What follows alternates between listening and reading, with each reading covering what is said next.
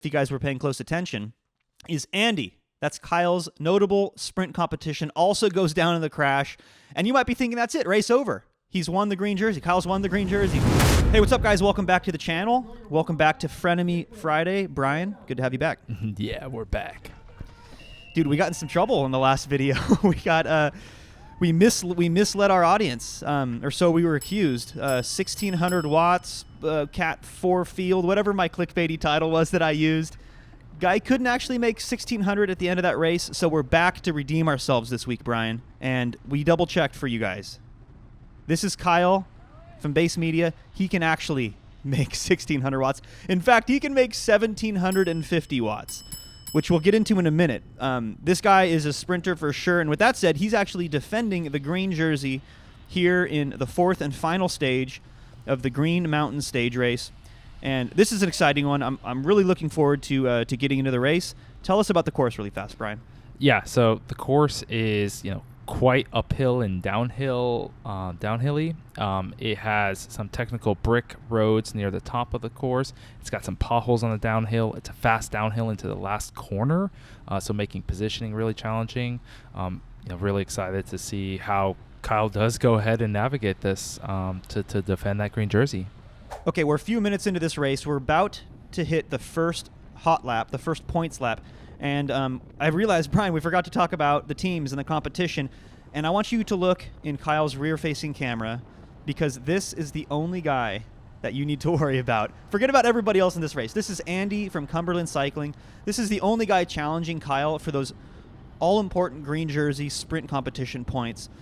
They are miles ahead of everybody else, so they are going to be basically inseparable when it comes to battling it out for these points. Let's take a lap on this course. This is the bell lap for those sprint points, and you can see there's this rise coming into the sprint finish. Here's the line right here. They're ringing the bell, and this is an interesting dynamic now, because you're not so worried if you're Kyle, if these riders in front of you like roll away, get away, there's a breakaway, something like that. All you're concerned about is beating the guy behind you, which is weird when he attacks like through. I mean, it's through the technical section. That's nice, but this doesn't make sense to me. What are your thoughts on this, Brian? Yeah, I mean, if I was Kyle, I'm licking my chops, right? This is like perfect for him, because now all he has to do is stick to his wheel and beat one person in the sprint. My guess here is that Andy was trying to chase those two guys off the front there to try and get maximum points for the sprint, but in doing so, he kind of towed Kyle with him. And while he's not going crazy hard here, Kyle's got the upper hand. He's got the element of surprise. He's in the draft into this last corner. He can time his sprint based on when Andy is going to start his sprint.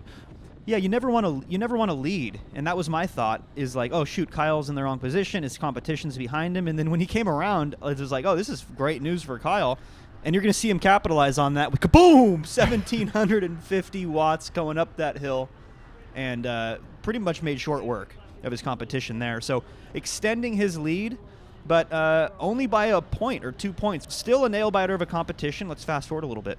Yeah, so we pick up just a few laps later, and while this isn't a sprint lap, there's a lot of fireworks happening here. There's riders sprinting up the left side, chasing. There's a scramble effect happening, and boom, crash. Yeah, and if we watch this back in slow motion, what ends up happening is this rider on the left comes up the inside with just too much speed, and he takes too tight of a corner. He could have actually gone wider. I think he had space, but he ends up clipping a pedal, which is when your bike's leaned over too much, and the pedal strikes the ground, and he high-sides it. He goes down. Look, this is a common thing in bike racing, unfortunately. You have to find that limit, and in a Cat 4-5 race, slightly inexperienced racers, doesn't surprise me this happened. The big consequence here, though, if you guys were paying close attention, is Andy. That's Kyle's notable sprint competition, also goes down in the crash, and you might be thinking, that's it, race over. He's won the green jersey. Kyle's won the green jersey. But let's not forget, this is a criterium. There's such thing as a free lap, which is funny. It's kind of a misnomer. It doesn't actually feel free. If that's ever happened to you, you guys know what I'm talking about. So no panic from Kyle. Everything's good. They get let back in. We pick up action a few laps later at the next sprint competition. So we pick things up here with half a lap until points are on the line for that next intermediate sprint. And if you look in that rear view, oh, who's there? But we got Andy. So we got the reverse of what we had in that earlier sprint. So Andy's now taken the strategic position of trying to overtake from behind now, which if it was me, I'd rather be in that position too. It puts the emphasis on Kyle to have to defend his green jersey, to make mistakes.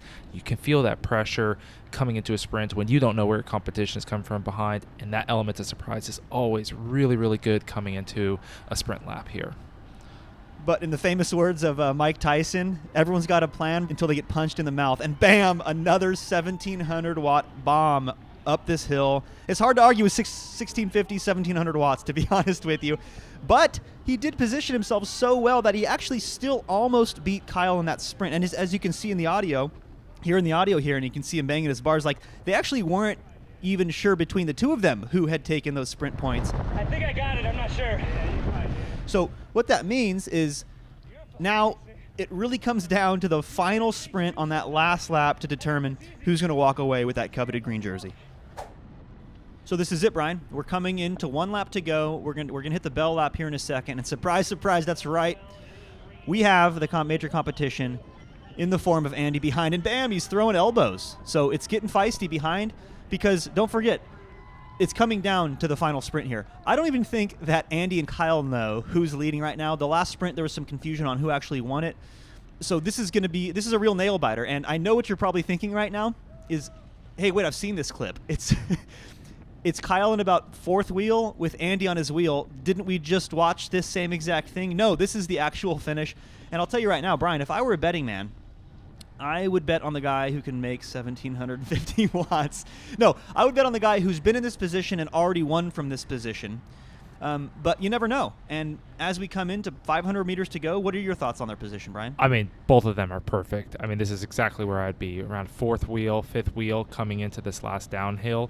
I would definitely think about how I can kind of slingshot on the outside, which is what Kyle starts to do right here. Starts to take that higher momentum line into this last corner, and Andy again stays right on his wheel as they come into this corner, dodging potholes and then opening up. Oh, there's another 1,600 watts, and they're pushing for the line here. And as you can tell, Andy kind of disappears from the rear view, and that's because they're side by side with yet another photo finish. But I think Kyle did end up getting this one, so props there, and then in the process sealing the green jersey. Really great and exciting nail biter finish. Yeah, couldn't ask for a better one, right? I mean, down to 2 photo finishes in one race, you don't see that very often. So anyway, if you have footage to submit, there's an easy uploader down below. Brian, as always, great having you on. Yeah, thanks again, Jeff. Man, you rock. That was so good. I was nervous because you were on my pocket. But if it wasn't for the hill, you'd win every time.